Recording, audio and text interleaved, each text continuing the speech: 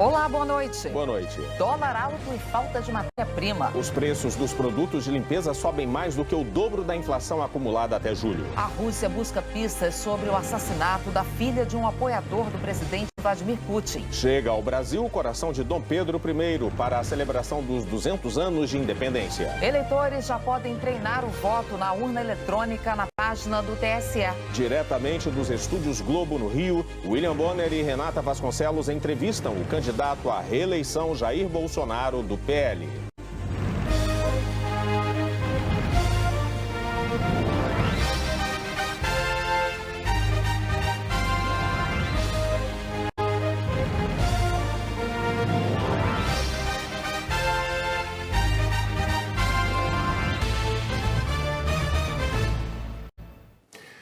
Olá, boa noite. Nós vamos entrevistar ao longo desta semana os candidatos à presidência mais bem colocados na pesquisa Datafolha de intenção de voto, que foi divulgada no dia 28 de julho. Pela ordem determinada em sorteio, com a presença dos assessores dos partidos, Jair Bolsonaro, do PL, é o entrevistado de hoje. Amanhã, Ciro Gomes, do PDT. Na quinta-feira, Luiz Inácio Lula da Silva, do PT. E na sexta-feira, Simone Tebet, do MDB. Nós vamos abordar os temas que marcam cada uma das candidaturas.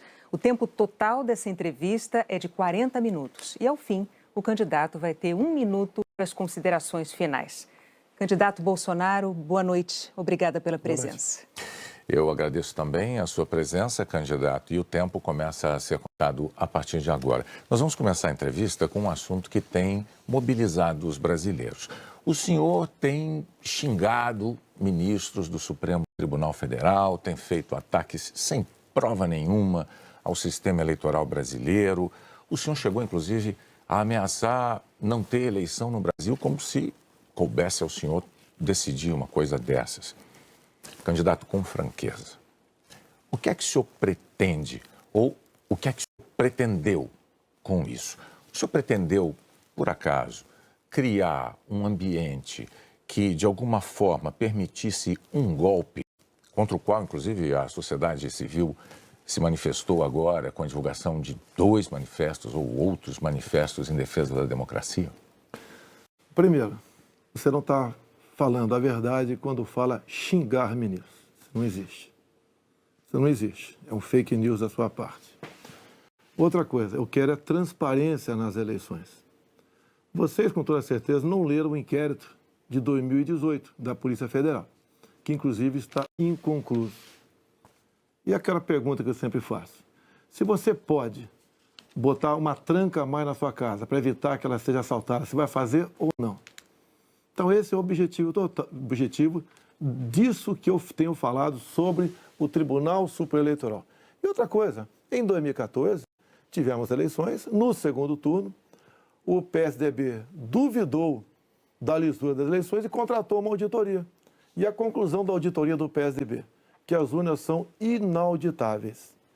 E só para ficar bem tranquilo aqui, Boni, 2018, houve uma denúncia de fraude e a senhora Rosa Weber determinou que fosse aberto um inquérito pela Polícia Federal para apurar a fraude, que, obviamente, se houve fraude, eu ganhei, quem fraudou seria eu.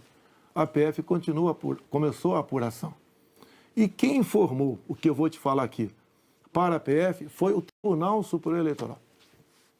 Numa das partes do inquérito está assinado pelo chefe do TI do TSE que hackers ficaram por 8 meses dentro do TSE, inclusive com a senha de um ministro, de nome Banhos, além de senha de outros 5 servidores.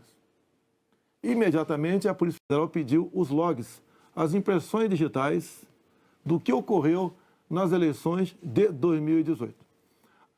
O TSE podia ter informado no mesmo dia, mas 7 meses depois, o TSE informou que os logs haviam sido apagados.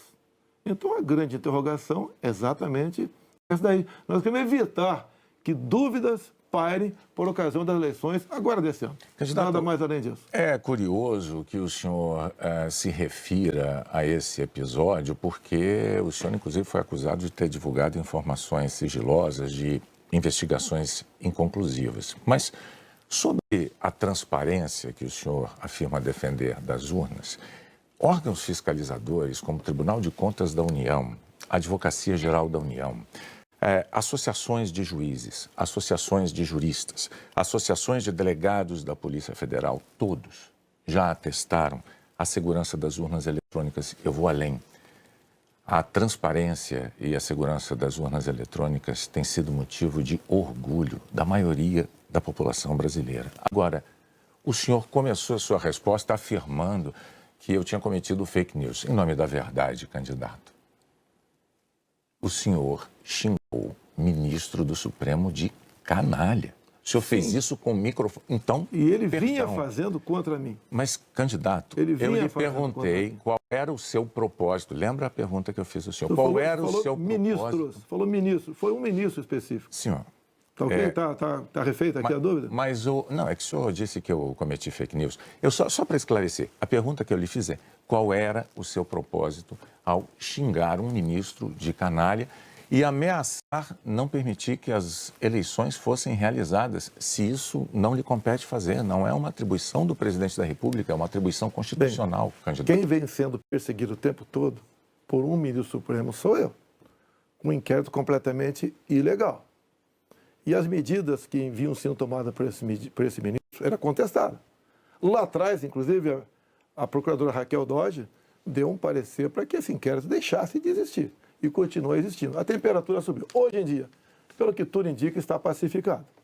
Espero que seja uma página virada. Até você deve ter visto, por ocasião da posse do senhor Alexandre de Moraes, um certo contato amistoso nosso lá. E pelo que tudo indica, está pacificado. E quem vai decidir essa questão de transparência ou não serão, em parte, as Forças Armadas que foram convidadas a participar da Comissão de Transparência Eleitoral. As Forças Armadas são uma das partes, né, desse grupo que analisa a segurança. A grande questão não é nem a presença das Forças Armadas, candidato. A grande questão que se dá é que o senhor se coloca como patrono das Forças Armadas e a forma como o senhor ataca o sistema eleitoral é que causa ruído e que causa uma certa intranquilidade no ambiente eleitoral. Teremos eleições, o ministro Alexandre de Moraes acabou de assumir. Amanhã ele tem um encontro, pelo que me parece, um encontro com o ministro da Defesa para tratar desse assunto sobre transparência eleitoral. Eu tenho certeza que o ministro Alexandre de Moraes vai conversar e chegar a bom termo essa questão de eleições. Agora, precisei provocar para que chegasse a esse ponto. Pode ter certeza que vão ter eleições limpas e transparência no corrente ano. O senhor costuma dizer que defende a liberdade, mas a impressão que dá quando a gente vê manifestações de apoiadores seus é de que nem todos têm a mesma percepção daquilo que o senhor defende, porque é muito comum vermos apoiadores seus defendendo medidas absolutamente inconstitucionais. Fechamento do Congresso, fechamento do Supremo Tribunal Federal, golpe militar, intervenção militar com Bolsonaro, essas coisas são ditas. Inclusive tem uma frase que é muito ouvida também nessas manifestações por parte desses grupos que é: eu autorizo. No entanto, o senhor não os desautoriza, candidato. Isso não é uma sinalização ruim dessa parcela de apoiadores? Você vê as manifestações nossas sem qualquer ruído, uma lata de lixo sequer virada nas ruas. Eu considero como liberdade de expressão. Essas, artigo 142. O que é artigo 142? Tá? É um artigo da Constituição, que eu não entendo da maneira como alguns pouquíssimos entendem. Quando alguns falam em fechar o Congresso, é liberdade de expressão deles, eu não levo para esse lado. Tá? E para mim isso aí faz parte da democracia. Eu não posso eu ameaçar fechar o Congresso ou o Supremo Tribunal Federal. Então, Bonner, eu não vejo nada demais, vejo como liberdade de expressão, como alguns falam em AI-5, nem existe mais AI-5. Você querer punir alguém por ter levantado uma faixinha no meio da multidão AI-5, bom, isso aí é uma coisa que, no meu entender, não leva a lugar nenhum. Agora, o outro lado... Eu não quero interrompê-lo, mas é que o senhor disse algo muito... Perdão, candidato. O senhor disse algo muito importante ainda há pouco. O senhor disse, referindo-se ao ministro Alexandre de Moraes, que teremos eleições, elas serão limpas, etc. Com o intuito de tirar esse estresse, tirar a intranquilidade desse momento eleitoral do Brasil, O senhor não quer aproveitar essa oportunidade diante de milhões de brasileiros para assumir um compromisso eloquente de que vai respeitar o resultado das urnas, seja ele qual for? Seja qual for, eleições limpas serão, devem e têm que ser respeitadas. O senhor vai Limpas e respeitar? transparentes têm que ser respeitadas. Está atestado que as eleições brasileiras são limpas e são transparentes e que as urnas são auditáveis. Isto posto, eu lhe pergunto mais uma vez. O senhor vai assumir um compromisso diante de milhões de brasileiros de respeitar o resultado das urnas e estimular os seus seguidores a fazer o mesmo, candidato? Serão respeitados os resultados das urnas desde que as eleições sejam limpas e transparentes. Como você disse que são auditáveis, em 2014 não aconteceu isso. Mas tudo bem. Vamos botar um ponto final nisso? O senhor vai botar um ponto final? Vamos para outra pergunta, outro assunto. Então, vamos respeitar os nós temos uma declaração importante do candidato Bolsonaro assumindo publicamente o respeito ao resultado das urnas de outubro. Renata. Pandemia, candidato. Claro. Nos momentos mais dramáticos, o senhor imitou pacientes de Covid com falta de ar. Sobre as mortes, o senhor disse, e daí, eu não sou coveiro? O senhor estimulou o uso e usou dinheiro público para comprar medicamento comprovadamente ineficaz contra a Covid. O senhor desestimulou a vacinação. O senhor não teme ser responsabilizado, senão pelos eleitores, pela história? Olha, nós compramos mais de 500 milhões de doses de vacina. Só não se vacinou aqui, não quis. Eu acho que vocês dois se vacinaram. Comprada por mim. E em tempo bem mais rápido que outros países, que isso não tinha no mercado. Não poderia eu, no primeiro momento, por exemplo, falar que devíamos assinar certos contratos, como por exemplo com a Pfizer, onde a Pfizer não garantia a entrega da vacina. A primeira vacina no mundo foi dada em dezembro de 2020. Em janeiro, nós já estávamos vacinando no Brasil. Então, fizemos a nossa parte. E o grande erro disso tudo foi um trabalho forte da grande mídia, entre eles a Globo, desestimulando os médicos a fazerem o tratamento precoce, que isso é conhecido como uma liberdade do médico. Quando algo é desconhecido, como até hoje é desconhecido ainda os efeitos, possíveis efeitos colaterais da vacina, desaconselhar, inibir, ameaçar, caçar o registro de médicos. Isso que foi errado feito durante a pandemia. Mas, candidato, o senhor desestimulou a vacinação. Isso não tem nada a ver com liberdade. O senhor chegou a dizer que quem tomasse a vacina poderia virar jacaré. Mas o senhor associou a vacinação ao vírus da AIDS. E mais, quanto às vacinas, a Pfizer esperou 93 dias por uma resposta quando a empresa procurou o governo para tratar de vacina. A Coronavac, o senhor desautorizou o ministro e chegou a suspender a compra da vacina. Não houve suspensão da minha parte. A questão da Pfizer. No contrato da Pfizer estava escrito: não nos responsabilizamos por qualquer efeito colateral. Outra coisa, a Pfizer não apresentou quais seriam os possíveis efeitos colaterais. Eu usei uma figura de linguagem: jacaré. Figura de linguagem? Sim. Você acha que é o caso de brincadeira? Não é brincadeira isso. Isso faz parte da literatura portuguesa. Então, brincadeira é, num momento difícil para o Brasil, a imprensa desautorizar os médicos pela sua liberdade de clinicar. Esse foi o grande problema. E outra coisa, eu não errei nada do que eu falei. Eu falei no início da pandemia que nós devíamos tratar dos idosos, pessoas com comorbidade, e o resto da população trabalhar. Isso eu falei e não errei. Hoje, muitos países já falam que o lockdown foi um erro, que as pessoas se contaminavam muito mais em casa do que nas ruas. E outra coisa, se falava em fazer o que o lockdown? Lockdown 1 mês, 2 meses no máximo para achatar a curva. Durou mais de 1 ano o lockdown. E até hoje continua gente falecendo por Covid. Ou seja, o lockdown serviu sim para atrapalhar a nossa economia e contaminar mais pessoas ainda em casa.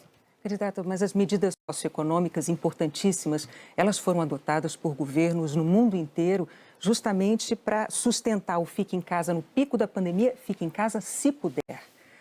Para que as pessoas pudessem proteger a própria vida e, ao mesmo tempo, receber um amparo econômico. Para evitar o colapso dos hospitais, aliás, como nós vimos em Manaus. Pessoas morrendo com falta de oxigênio por um erro de logística e gestão do seu ministro da Saúde. Negativo. Menos de 48 horas, estávamos chegando já, cilindros lá em Manaus. Lá foi uma coisa atípica, anormal, que aconteceu de uma hora para outra. Menos de 48 horas, cilindros começaram a chegar em Manaus, de alguns pontos do Brasil. Fizemos a nossa parte em Manaus. Não faltou da nossa parte recursos bilionários para governadores e prefeitos enfrentarem a Covid, construírem hospitais de campanha. Então, fizemos a nossa parte. Raro país do mundo que fez algo melhor do que nós fizemos.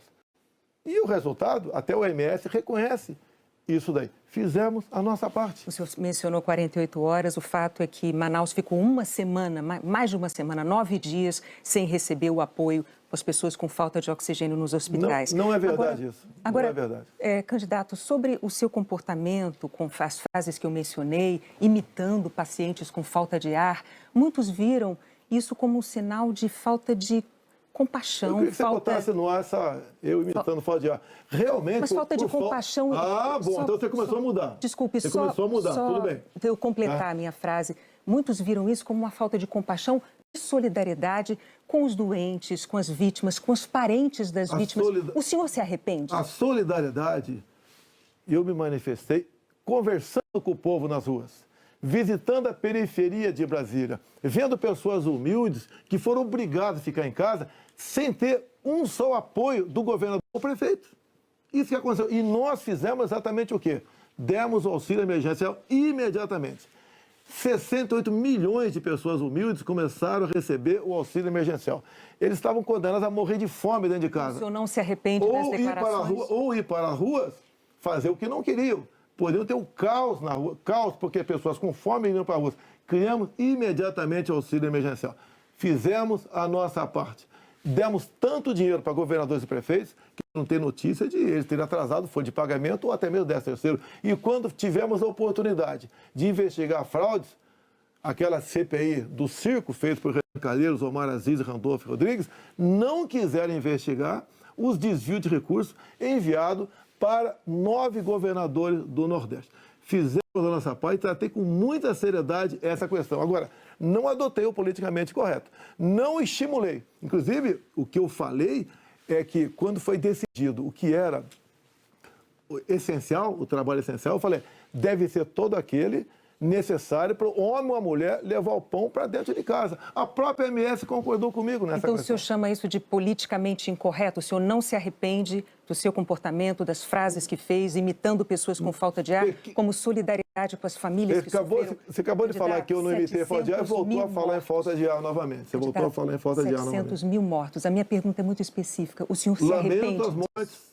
Não tem que não perder um parente, um amigo. Lamento as mortes. Agora, não poderia ser tratada a Covid da forma como começou a ser tratada. E quando você fala em tratamento precoce, lembre-se que no protocolo do Mandetta tinha o tratamento precoce lá, mas só em casos graves, onde eu não concordei com ele. No início, o protocolo do Mandetta era vá para casa, quando sentir falta de ar, procura um hospital. Eu falei, procurar para quê se não tem remédio? E não tinha vacina também naquele momento. Bom, vamos falar de economia? Eu só queria observar, a Renata não retirou observação sobre o fato de o senhor ter imitado pessoas com falta de ar. Ela disse... Não. Ela disse que o senhor imitou gente com falta de ar e que faltou também a solidariedade. Foram as duas coisas. E o senhor não respondeu mas, candidato, o senhor já deixou claro que o senhor acha que mais brasileiros se contaminaram por ficar dentro de casa sem se expor. Não, o senhor disse isso. Nova York mostra isso aí. O senhor disse isso. Então, vamos agora para a economia. Dentro de casa que fora de casa. Vamos para a economia. Vamos para a economia, que é um tema que o senhor também gostaria de abordar certamente. Em 2018, como candidato, o senhor disse assim, numa entrevista: eu sei do que é que o povo precisa. Inflação baixa, taxa de juros menor, dólar menor. Aí veio o seu governo, os juros básicos da economia dobraram, a inflação mais que dobrou, o dólar que estava em R$ 3,90 está em mais de R$ 5,00. É verdade que tudo isso se deu num cenário de pandemia e num cenário também de guerra na Ucrânia. Ocorre que esse cenário não mudou, não é? A pandemia não acabou, infelizmente, e a guerra da Ucrânia é uma realidade ainda. Pergunto, candidato, qual é o seu plano, uma vez reeleito, para cumprir num segundo mandato as promessas que o senhor fez em 2018 para a economia? Primeiro, as promessas foram frustradas pela pandemia, por uma seca enorme que tivemos no ano passado e também pelo conflito da Ucrânia com a Rússia. Se você pegar os dados de hoje, você vê o Brasil como talvez o único país do mundo com uma deflação. Um país onde vai ter uma inflação menor do que, por exemplo, a Inglaterra, menor que os Estados Unidos. Você vê também que a taxa de desemprego tem caído no Brasil. Os números da economia são fantásticos, levando-se em conta o resto do mundo. Nós não podemos... Se fosse apenas o Brasil com esses problemas, eu seria o responsável. O que nós pretendemos fazer? É continuar exatamente na política que estamos fazendo desde 2019. A grande vacina a favor da economia em 2019 foram reformas, como, por exemplo, da Previdência. Foi, por exemplo, a Lei da Liberdade Econômica. Foi a modernização das NRs, das normas regulamentadoras. Milhares de normas nós deixamos de lado, nós revogamos. Então, a grande reforma da economia foi feita, a grande vacina foi feita em 2019, que fez com que nós pudéssemos suportar 2020. Nós pegamos 2020 e 2021 e tivemos um saldo positivo de quase 3 milhões de empregos no Brasil. Diferente de 2014 e 2015, que tivemos uma perda de quase 3 milhões de empregos no Brasil. Isso é sinal do quê? Competência da equipe econômica. Programas como, por exemplo, o Pronamp e o BEM preservaram mais de 10 milhões de empregos no Brasil. O próprio auxílio emergencial, num primeiro momento R$ 600, fez com que a economia, em especial nos pequenos municípios, o município não colapsasse. Então, essas medidas, entre outras, fizeram a gente romper 2020 e 2021. 22, quando veio a guerra agora, problemas nós tivemos. Fui na Rússia negociar fertilizantes com o presidente Putin. Se não tivesse ido, não teria fertilizante para a nossa safra agora, desse segundo semestre. Não, isso é importante. Não. Isso garantiu o quê? A segurança alimentar do nosso Brasil e do mundo. Só para concluir, então, num segundo mandato, o senhor daria sequência aos planos que foram estabelecidos e desenvolvidos no primeiro plano. Bonner, você pode ver, Bonner, nós somos o 7º país mais digitalizado do mundo. Tá? Nós fizemos muita coisa no Brasil, atendemos realmente a todas as camadas da sociedade. Só agora, na questão do IPI, a proposta do Paulo Guedes, que está parada no Supremo Tribunal Federal, nós pretendemos diminuir impostos de 4 mil produtos em 35% de IPI. Para o segundo mandato. Não, desse agora. É que a proposta parou no Supremo Tribunal Federal. Estamos há semanas. Agora, senhores, para que a gente possa abordar... Isso começou há 2 meses a redução de IPI, não foi de agora. Para que nós possamos abordar nessa entrevista o maior número de temas, vamos prosseguir, vou falar sobre meio ambiente. Em 2020, o seu então ministro do Meio Ambiente, Ricardo Salles, disse que era para aproveitar que a imprensa toda estava focada na cobertura da pandemia para ir desregulamentando as leis ambientais, o que ele chamou de passando a boiada. Fato é que, no seu governo, a taxa anual de desmatamento da Amazônia deu um salto, é a maior em 15 anos. O senhor continua apoiando essa política de desregulamentação? Olha, você tem que pensar que na Amazônia você tem quase 30 milhões de habitantes lá. Tem 30 milhões de brasileiros na Amazônia. Primeira preocupação é essa. Outra, qualquer propriedade lá tem que preservar 80% e pode usufruir de 20%. Eu tentei, nos primeiros 2 anos de mandato, fazer a regulação fundiária, para saber, por exemplo, qualquer local desmatado ou com foco de calor, de quem é o CPF daquela propriedade. O presidente da Câmara não colaborou para botar essa proposta avante.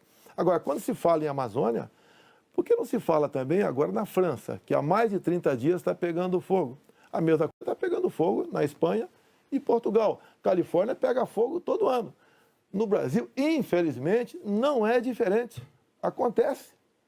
Grande parte disso aí, alguma parte disso aí é criminoso, sei disso. Outra parte não é criminoso. É o ribeirinho que toca fogo ali na sua pequena Uma coisa é propriedade. incêndio natural, outra coisa é o desmatamento. Mas tem incêndio, o Pantanal Mato-Grossense é comum pegar fogo de forma espontânea. Agora, candidato, a favor das críticas dos especialistas à sua política ambiental, tem os números. No seu governo, a taxa anual de desmatamento da Amazônia saltou de 7.500 quilômetros quadrados em 2018 para 13 mil ano passado. O levantamento do MAP Biomas mostrou que 97% dos alertas de desmatamento emitidos desde 2019 não foram fiscalizados pelos órgãos responsáveis, 97%.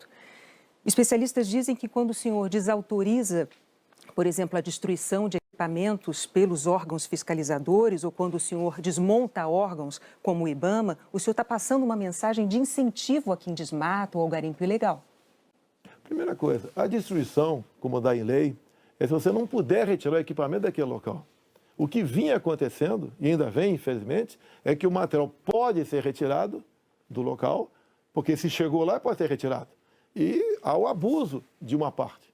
E como eu disse para você, tem abuso locais... de qual parte? Tem locais na Amazônia ali que é permitido. Mas desculpa, eu não entendi. Abuso de qual parte do órgão parte do IBAMA. Fiscalizador? Sim, por parte do IBAMA. Sim. Por que, candidato? O que seria um Mas abuso o seguinte, do IBAMA o que diz a lei? na defesa da O floresta que diz a lei? Um trator, por exemplo, você tem que tocar fogo se não puder retirar daquele local. O que e muitas vezes o pessoal do IBAMA faz? Toca fogo mesmo podendo retirar o material de lá. Mas a quem interessa defender a posse de um trator utilizado para derrubar árvores na Amazônia, candidato? Mas não está derrubando árvore na Amazônia, está derrubando em áreas, muitas vezes... Mas a lei não fala se um local é permitido ou não. A quem interessa, candidato? A lei não fala. Tem sido destruído, vem ser destruído. A minha orientação é cumprir a lei.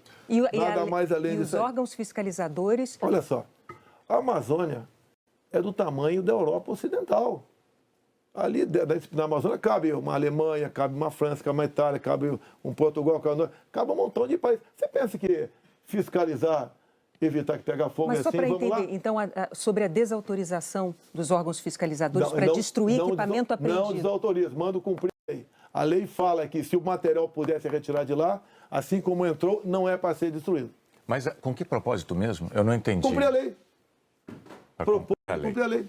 Faz lá dentro, eu tenho aqui uma aspas. Tem quase 30 milhões de pessoas que têm que sobreviver. Eu tenho aqui uma aspas em que o senhor diz que não é para queimar nada, maquinário nem trator. Mas vamos adiante, o fato é que, sobre o meio ambiente, em 2018, o mundo tinha uma visão sobre o compromisso ambiental do Brasil. Hoje, o mundo vê o Brasil como um destruidor de florestas. Num segundo mandato, o que o senhor vai fazer para mudar essa imagem?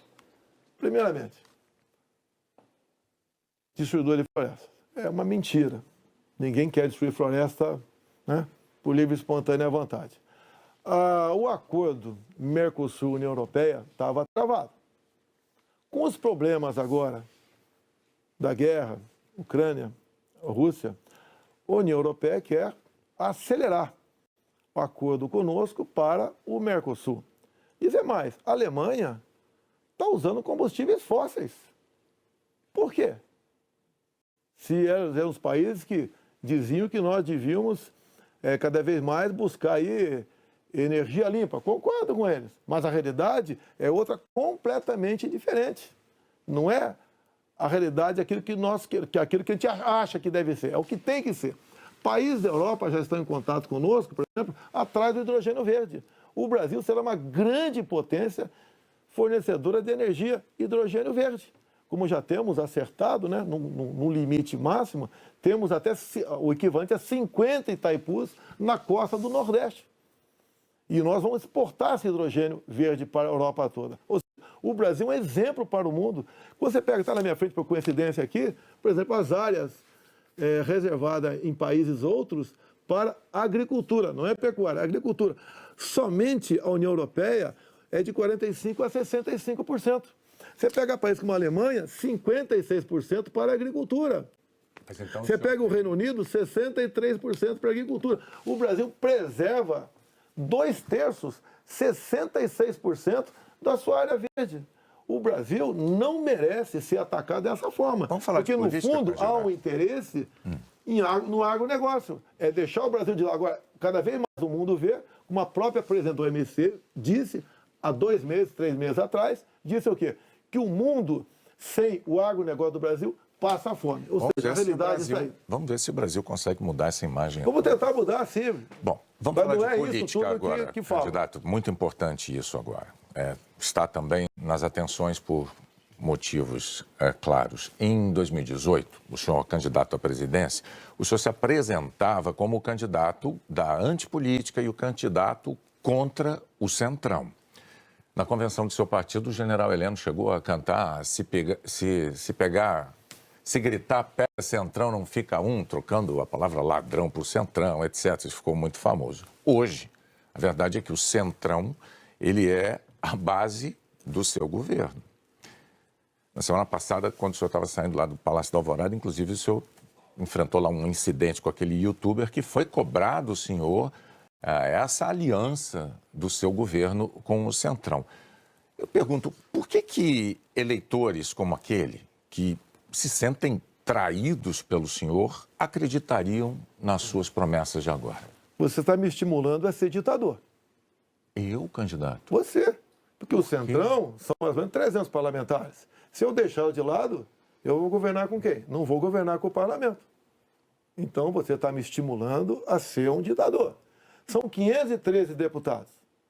300 são de partidos de centro, pejorativamente chamados de Centrão. O lado de lá, os 200 que sobram, é o pessoal do PT, PCdoB, PSOL, Rede. Não dá para você conversar com eles. Até eles não teriam número suficiente para aprovar sequer um projeto de lei comum. Então, os partidos de centro fazem parte, em grande parte, da base do governo para que nós possamos avançar em reformas. Como temos avançado em muitas coisas. Como, por exemplo, através do Centrão, nós conseguimos o Auxílio Brasil de R$ 600 para 20 milhões de famílias. Dá para imaginar isso? E olha só, os partidos de esquerda votaram contra o parcelamento dos precatórios, que era condição para a gente dar lá atrás R$ 400 de Auxílio Brasil para esses mais necessitados. Então o PT votou contra o Auxílio Brasil de 400. Não, votou contra a questão dos precatórios. Do parcelamento, porque sem parcelamento você não tem como conseguir recurso no orçamento para pagar os 400. Assim como agora o PT também votou contra, tá? Ou melhor, discursou contra os R$ 600 e votou favorável. A questão política dele. Assim como a questão de poucos meses, para diminuir o preço da gasolina no Brasil, todos os senadores do PT votaram contra a redução de semestre no Senado. Agora vamos lá, candidato. Agora, como é que eu vou trabalhar com o parlamento sem os partidos de centro? Mas a questão... O senhor disse que eu estou estimulando o senhor a ser ditador. Está estimulando, sim. Por favor, candidato. Não, longe de mim, não. Eu não estimulei nada. É que a questão é a seguinte. Em 2018, o senhor chegou a dizer, até com propriedade, que governos anteriores tinham feito alianças com o Centrão. Mas o senhor disse criticamente que esses governos anteriores tinham feito nomeações com interesse político partidário e que isso tinha tudo para dar errado. O senhor chegou até a concluir assim, por isso eu não integro o Centrão. Mas recentemente, há dias, o senhor, com muita naturalidade, disse assim, eu sempre fui do Centrão, eu vim do Centrão. Aí eu tenho que perguntar ao candidato, em nome da clareza para os eleitores, em qual dessas duas afirmações o eleitor deve acreditar? O senhor sempre foi do Centrão ou o senhor, como disse em 2018, diz, eu nunca fui do Centrão por esse motivo? No meu tempo não era Centrão, não existia Centrão. Como assim? No meu tempo, esses partidos que eu já integrei, não eram tidos como partido do Centrão. Agora, o importante, Boni, o importante, nós estamos num governo sem corrupção. Eu indiquei ministros pelo critério técnico. Eu não aceitei pressões de lugar nenhum para escalar ministros. Qual governo teria o ministro padrão Tarcísio de Freitas na infraestrutura? Padrão Marcos Pontes na ciência e tecnologia? Padrão a Tereza Cristina na agricultura, padrão Gilson Machado no turismo, uma pessoa desconhecida até chegar no meu governo, padrão Onic Lorenzoni, que eu considero como um coringa meu, padrão Braga Neto, que esteve na defesa. Ou seja, padrão Salles, uma pessoa excepcional, padrão atualmente o ministro Juca, do meio ambiente. Então essas pessoas que deram um impulsionamento ao governo. Estamos governando com competência e sem corrupção, porque não tem indicação política para esse ministério. Vários ministros, então, aproveitando a deixa, eu vou falar de um tema importantíssimo para o futuro do Brasil, que é a educação. No seu governo, o senhor indicou 5 ministros diferentes. Um deles caiu justamente por um escândalo de ter beneficiado pastores com dinheiro da educação e diz que foi a seu pedido no caso de um dos pastores. Qual é a dificuldade de escolher um bom ministro da Educação? Por muitas vezes, depois que a pessoa chega, a gente vê que ela não leva jeito para aquilo. Não foi só da educação. Ele teve acusação. Ele teve morte de prisão. Ele foi preso, inclusive. Agora, conseguiu o habeas corpus logo em seguida. Agora, fiquei sabendo depois, né, que o Ministério Público do DF foi contra a prisão dele. Agora, veja só... Foi contra a prisão dele. Por quê? Não tinha nada contra ele. Se tiver hoje em dia, é outra história. Até aquele momento não tinha nada. A questão de ter 2 pastores, um que está no gabinete dele, qual o problema? Agora, se ele faz besteira, e se essa pessoa... Agora, nós começamos a investigar o caso dos pastores. Não foi a Polícia Federal. Nós começamos a investigar com a CGU. Agora, só na área da educação, o primeiro-ministro escolhido pelo senhor caiu depois de 3 meses porque, por causa de um escândalo, pediu que professores gravassem slogans de campanha seu. O segundo ministro praticamente fugiu do Brasil depois de ter insultado ministros do Supremo.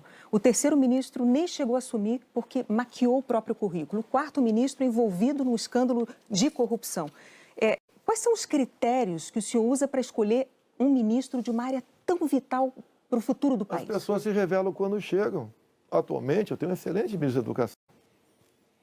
Não acontece. É igual um casamento, muitas vezes. Mas o senhor concorda que essa alta rotatividade prejudica? O ideal era não ter rotatividade. O ideal era não ter rotatividade nenhuma, mas acontece.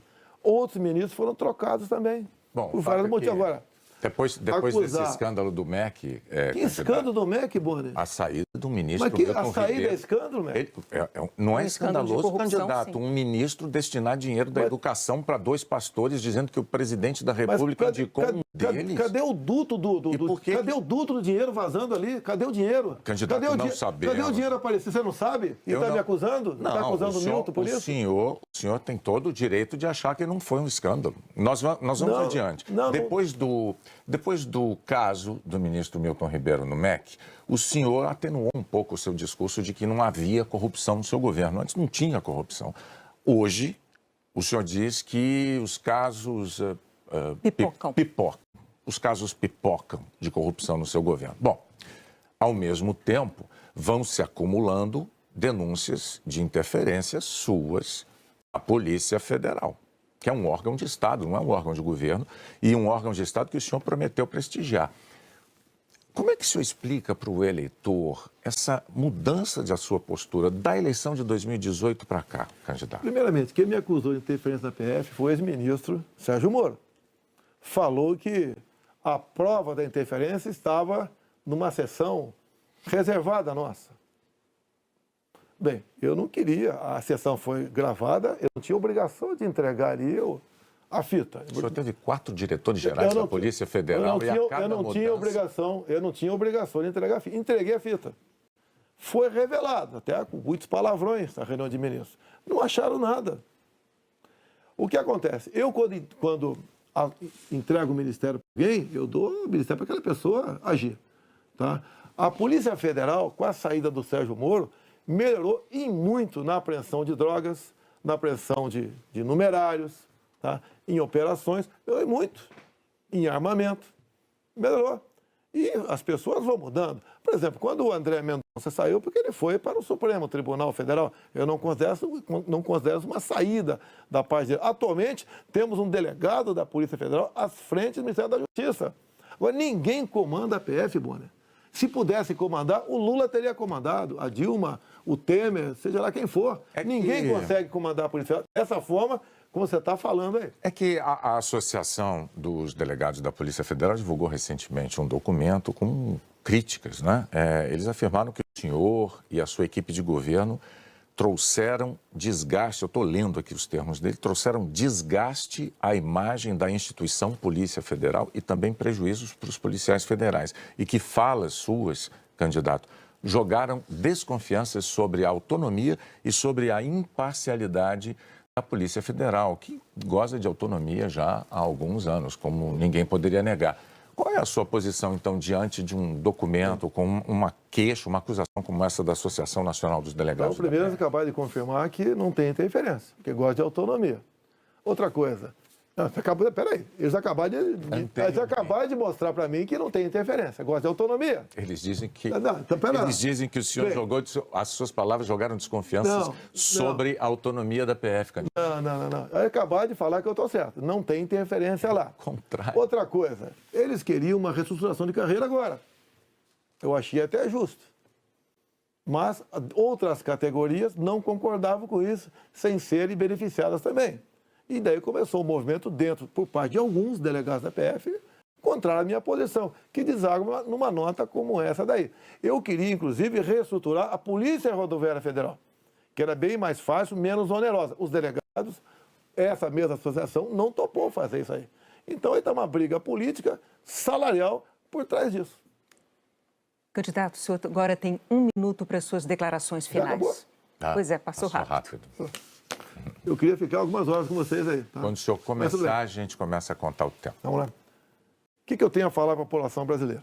Peguei o Brasil numa situação crítica, na questão ética, moral e econômica. Começamos a trabalhar, tá? Fizemos muitas reformas em 2019. Infelizmente, tivemos a Covid, depois tivemos a guerra lá fora, tá? Tivemos uma seca enorme. E nós fizemos todo o possível para que a população brasileira sofresse o menos possível. Isso nós fizemos. Hoje você nota o preço do combustível caiu assustadoramente, nada de canetada, com o trabalho nosso junto ao parlamento brasileiro, conseguimos R$600 de Auxílio Brasil para 20 milhões de pessoas mais pobres, conseguimos a transposição do São Francisco, que estava parado desde 2012, levando água para o Nordeste. Nós pacificamos o MST, titulando terras pelo Brasil, e 90% dessa titulação foram para as mulheres. Criamos o PIX, tirando dinheiro de banqueiros, fazendo com que a população pudesse se transformar muitos em pequenos empresários, um PIX sem qualquer taxação em cima do PIX.